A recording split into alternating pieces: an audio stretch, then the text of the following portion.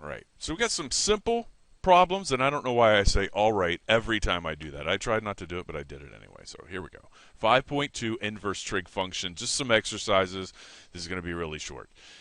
If you ever have a problem like this and it says if the cosine of some angle equals 3/4, then what does the secant equal? Well, we know that the secant is the inverse of the cosine. So this problem is ridiculously easy. We would just flip this over. So if it's 3/4, then the inverse of that is 4/3. But what if we have something like this, where the cotangent of some random angle of a right triangle is 1.5, then what does the tangent equal?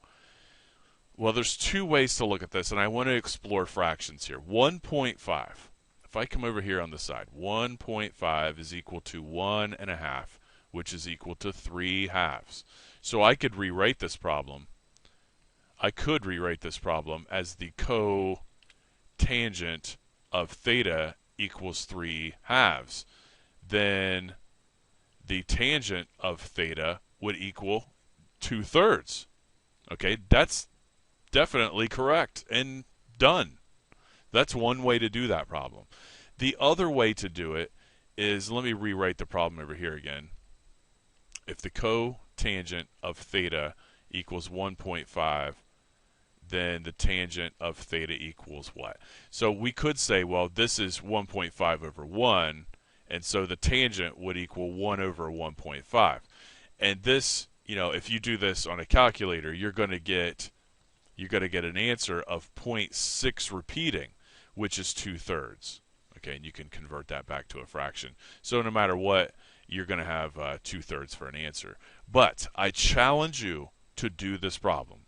All right, so if you're watching this, I'm going to pause it and try this problem right here. If the sine equals 0.6, then what does the tangent equal? Okay, pause it and try that. All right, so what we're going to do is start with a right triangle.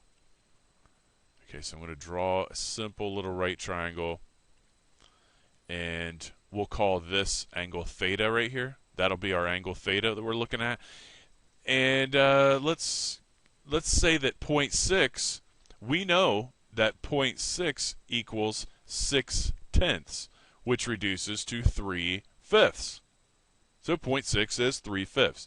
And if we're looking at the sine of that angle, that's opposite over hypotenuse, that's what sine means, then that means that from this angle, the opposite side is 3, and the hypotenuse, remember, this is O over H, opposite over hypotenuse.